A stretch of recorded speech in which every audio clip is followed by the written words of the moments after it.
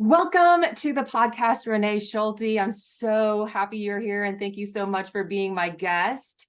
And I just want to share just a little bit about you and then we'll get started and you can share what you want about yourself. But I met Renee a few years ago in a Facebook group for community leaders, and definitely Renee is one of those.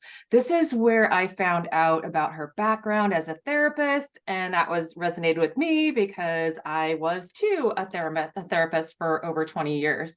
I also found out about her passion for policy, but that's not all. Renee is a recovering politician, a behavioral health consultant, and owner of Rural Policy Partners. She recently launched a podcast called Stepping in It, where she and her business partner, Jason Haglund, step into behavioral health care issues so you don't have to. So welcome to the podcast, Renee Schulte. Yeah, thank you so much. I'm excited to be here. It's been a lot of fun and I look forward to our conversation. Well, yes. And so let's get started with this conversation because I really find it interesting. You tagline yourself as a recovering politician. So why do you call yourself that? Well, it's a long story, but I'll give you the big nutshell. So I was never going to be a politician. That was never a life goal. And I was a therapist, as we talked about, and I ended up getting recruited to run for office. So I ran for office, and the senator said to me, if you're going to run for office, why would you do it? And I said, to fix a mental health system. He says, nobody runs to do that. Well, we ran and we did. We went and redesigned our system in our state. And then as quickly as I was in office, I got back out. But during the 4 years I was in, I gave up all self-care. I was having such a good time doing all the things and loved the work, but I forgot to take care of myself. So if you have ever been around a legislature, you get like free breakfast, lunch, and dinner of all the foods you should never eat.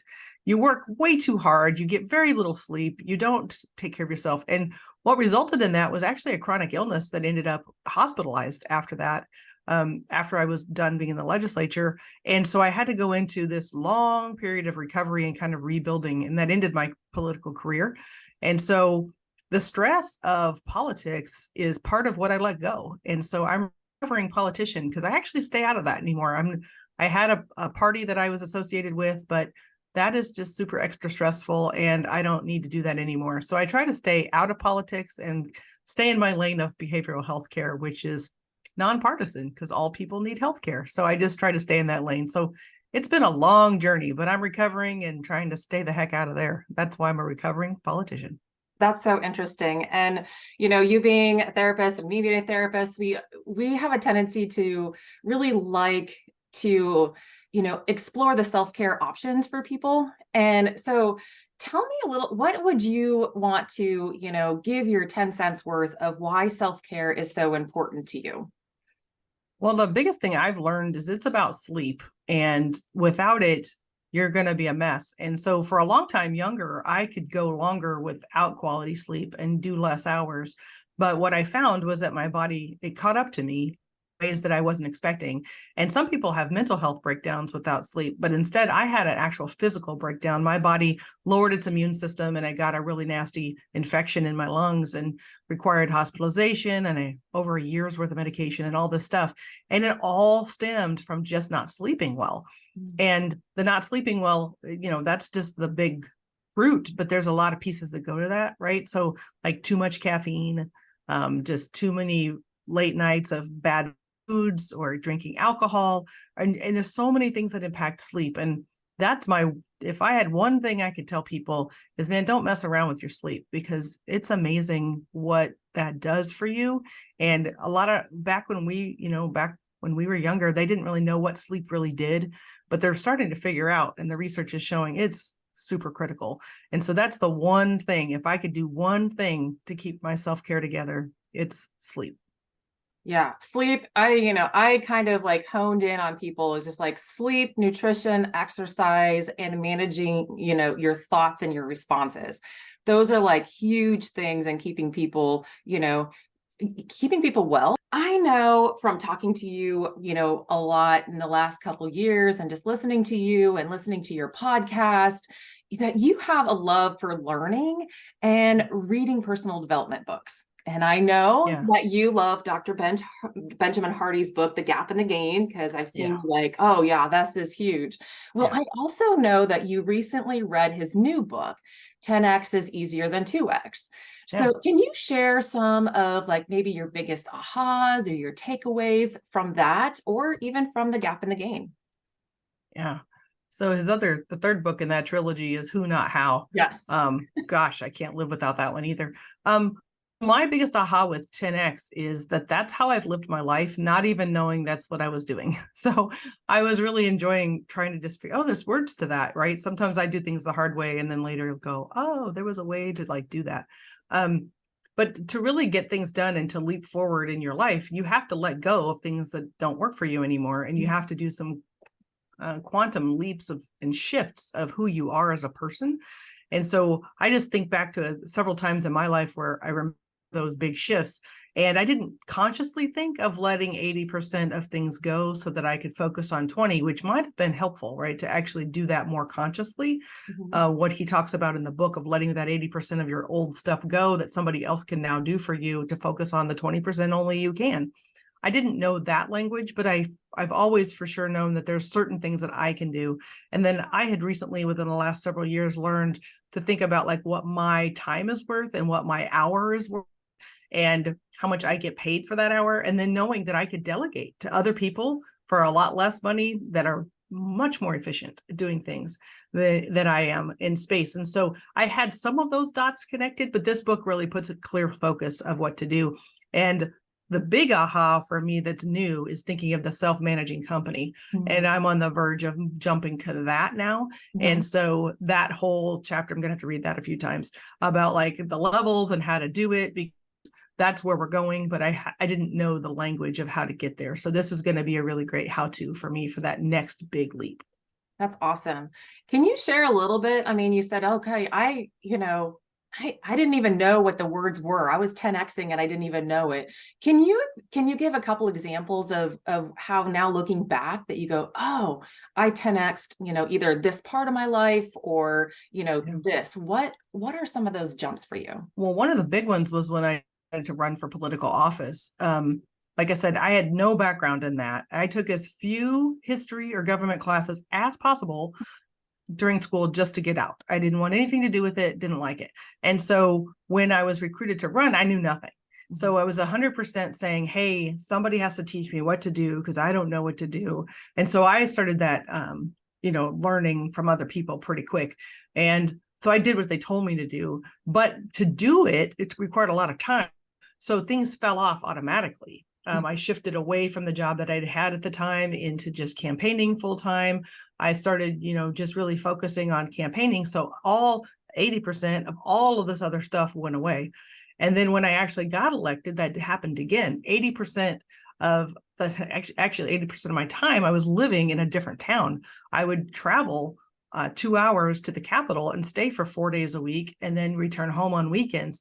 So with that, a lot fell off, right? Again, I moved up to a legislator and then 80% had to go because how was I going to do regular stuff at home? So, my husband had to pick up, all sorts of type tasks and things back at the house to keep the house going while I'm out of town to be a legislator. So I had done that multiple times just with jobs. I think of another time with my health. So after all of that, when I got sick, this one was much more focused on my health. But once I got really sick and ended up hospitalized and tried to get recovered after that, it took a lot. And so to do that, though, a lot of stuff had to go away. I mean, I was really weak for a while, and I had been previously swimming miles and all these things that all just disappeared with all of that. So it took a very long time to build back up. But to do that, I had to give up a lot of crappy, horrible habits that I had of bad foods.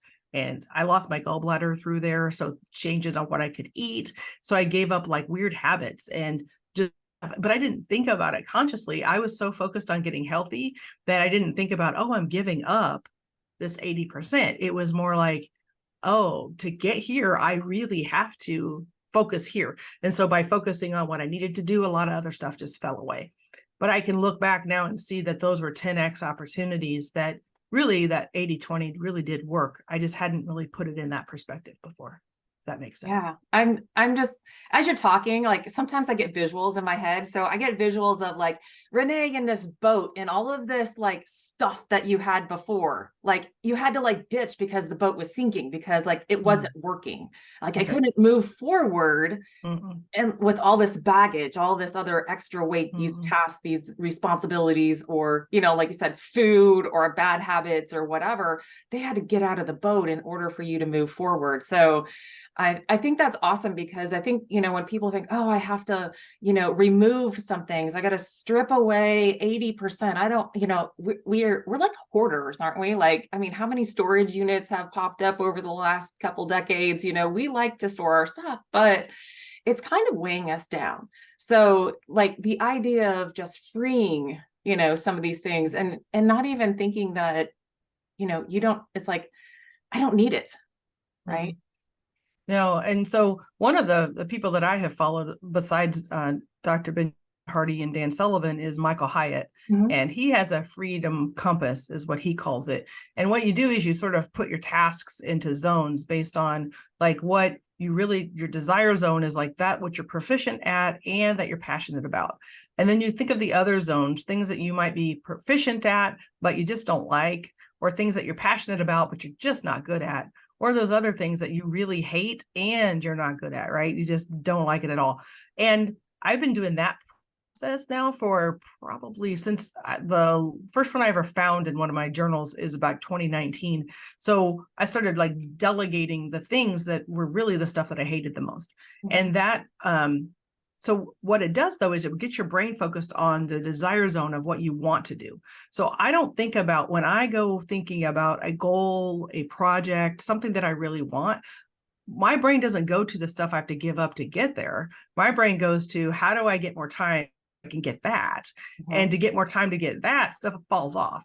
Mhm. I think it's about your mindset, right? If you go into something at 10x and think, oh my gosh, I have to give up 80, what am I giving up? That's not going to make it there. Just like if you're in a diet, right? If I want to be in a diet, I am much better healthy wise thinking of adding more water, adding more exercise, adding more lifting, adding more vegetables, thinking of that than I am of, oh my gosh, I have to give up sugar. I have to give up my favorite pizza night. I have to give up alcohol. I have to give up. My brain just does that different. And I think we're all like that. So Mhm. what you're saying is, you know, that giving up the 10, the 80 is not hard if you're really clear on the 20 you want. And that's where I am in life now, more days than not, is I know what I want. And Mhm. so to know what I want, I got to stop doing all this other stuff because it's weighing me down.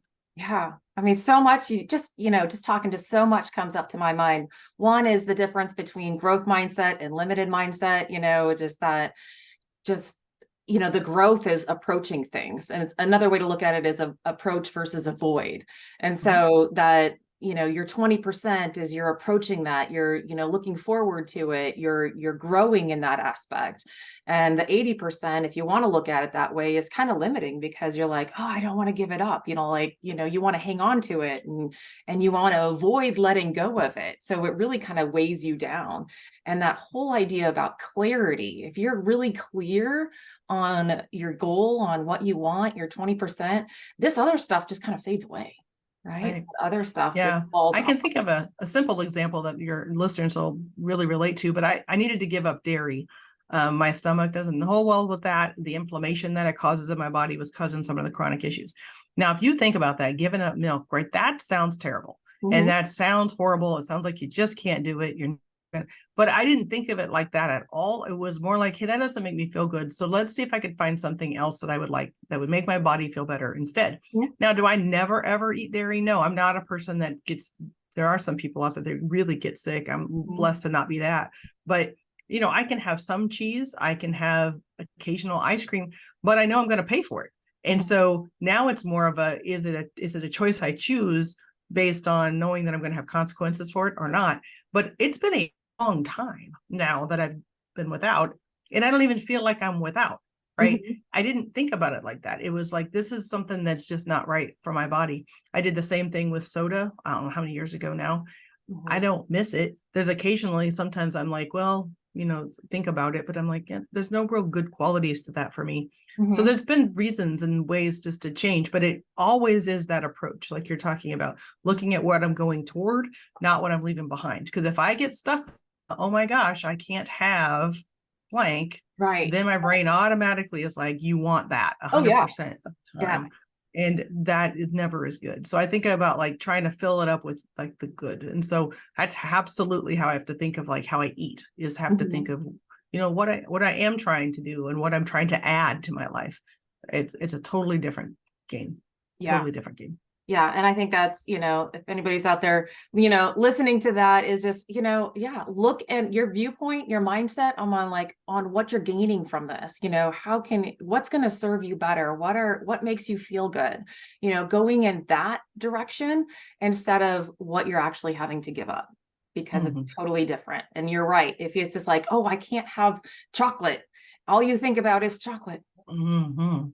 And so how about, hey, what makes my body feel good? Let's do Mhm. more of that. That's So right. that's awesome. I want to switch gears now, and I really want to talk a little bit more about your new podcast that you have about behavioral health care issues. And I love the title, and I'll put it in the show notes, and you guys go check it out, because the graphic on this is lovely, because we farm, and we're in the Midwest, you're in the Midwest, and it's farming country. So the podcast is called Stepping in It. So can you tell us a little bit more about that? Yeah, that's a lot of fun. So that's my business partner's brilliant idea. And at first I was like, no way, we cannot possibly use that as a title of a podcast. But the more we thought about it, we're like, oh yeah, it kind of is. So we do a lot of implementation in behavioral health and systems. And so we will get called, say, a hospital, and their perspective is one thing, and they'll have us come and tell us whatever they want us to do. And oftentimes it's a small hospital who get people in their emergency rooms that get stuck with a behavioral health issue. And their perspective is that the providers in the community that should work with behavioral health are just not doing their job. They're not helping them get them out. They're not serving the client, blah, blah, blah. And you get there, and almost never is the story actually the story they think it is. Never. So you step right in it, and you're like thinking you're going in for one thing, and you get there and the mess is bigger than you thought, and it's different than you thought. And so you get in and you're like, whoa, this is kind of a mess. Well, with my policy background, I really found I really like policy and I understand it. And a lot of people see it's that gap and gain perspective, but a lot of people see it as limiting factor. If this is a law, then we can't do blank. Well, instead, I see it as this is the limit. So where's the line? So what can I do to be creative to get around it? And that I see it in a gain mindset all the time. I see, okay, well, that's the minimum. So then what can we do above and beyond that? And that really helps us in this situation, because you get in and you're like, oh, this is a huge mess. Let's dig in and deal with it. Right. And so we really like talking about those messes. We work a lot of rural, we call it frontier and remote. So places that you go when there's nobody or very few anybody's. And so that's our specialty. So when we thought about this particular graphic and stuff, we were like, oh, that's 100% what we do. And it's a lot of fun to talk about. That's awesome. That's awesome. So what's upcoming for that? I mean, there's a lot there. Like, Yeah. who is that audience targeted for? I mean, anybody can benefit. I just love listening to it, because I have behavioral health background. I, was on a rural health board, and so all of that is Mm-hmm. intriguing to me. It's not my 20%, it's not my passion, but I understand the challenges. But tell us a little bit, who's the audience for, and really, how can everybody else gain from it? Yeah, so the audience really is focused on the folks that kind of work and live and need that system. So it could be anybody that needs a mental health system to better understand how to access it and how it's supposed to work. And then the folks that are in it, that are the providers, those maybe employees at various hospitals or even state departments that are trying to build a system. There's a lot of humorous hilarious things that happened in rural communities around this topic. And so a lot of people think it's just dry and boring. And we try to bring out the fun because it is pretty entertaining when you get to these rural communities and thinking about like what they're trying to do. They're always such good, kind-hearted people that are trying to do the right thing. And it just goes awry. And some of that's hilarious. So we talk about the funny side of it too, because we all know that humor helps, right? Humor makes you feel better. If you have a good sense of humor, it can help you get well. It can help you improve your self-care. It can do a lot of things for you. So we're trying to bring humor into that space and just talking about some of the more ridiculous things that we run into while dealing with a tough subject. And the reason most people should listen and care about this is suicide rates are not going down. Mm-hmm. There's somebody who's either contemplated suicide or maybe even has died by suicide. And this impacts everyone. And in rural communities, those numbers are getting really out of control.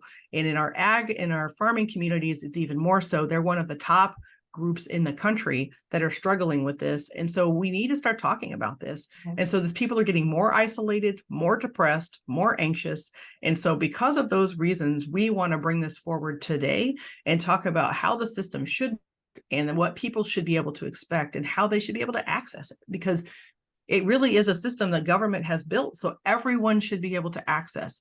And that isn't the way it is today. But it needs to be. And so the need's never been higher, never been greater. And so we're trying to step into it and say, hey, here's how you access it. And this is what you should expect when you try to get some help.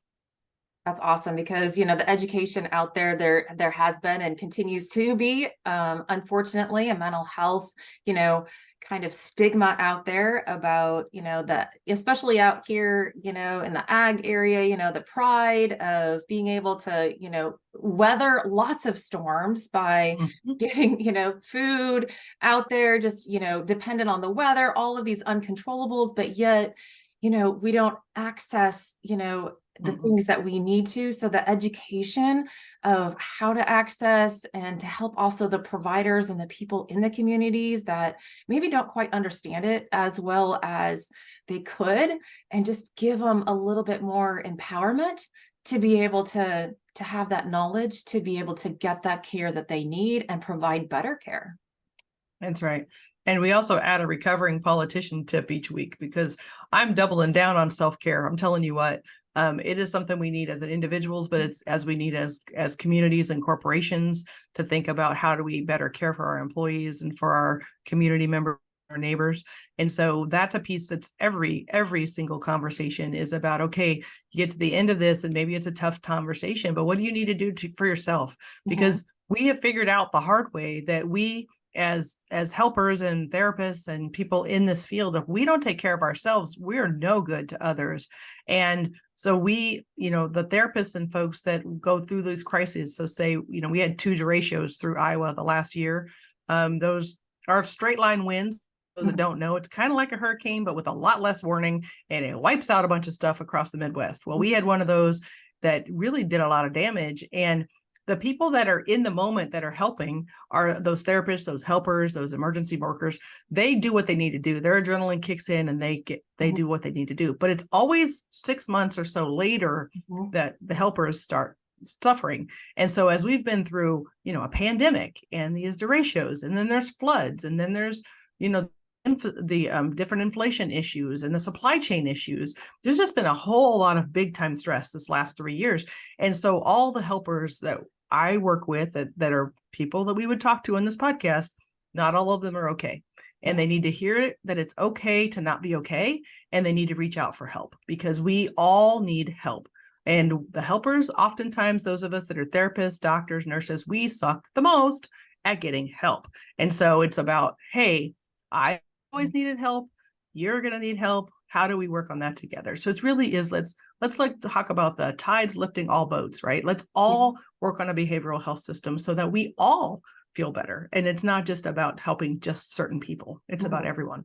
That is true. I just remember a conversation I had with an emergency manager after a tragedy in our community about, the help that was poured in right away. And I said, I'm not worried about this. I'm not worried about the first month, first 2 months. I'm worried about 3, 6 months, 1 year after. I'm worried about that. How are we going to continue to provide this help, these services, and remind people that they're still there? But also, like you were saying, is it's the after effect. It's the 6 months later where some of the stress really kicks in and you can't necessarily pinpoint it. Mhm. But for those of us that I have gone back, and I do this a lot with my kids, it's like, oh, why is this happening right now? Well, like you said earlier, the sleep is important. Yeah. I say you go back 7, 10 days and see, hey, what's been going on the last 7, 10 days?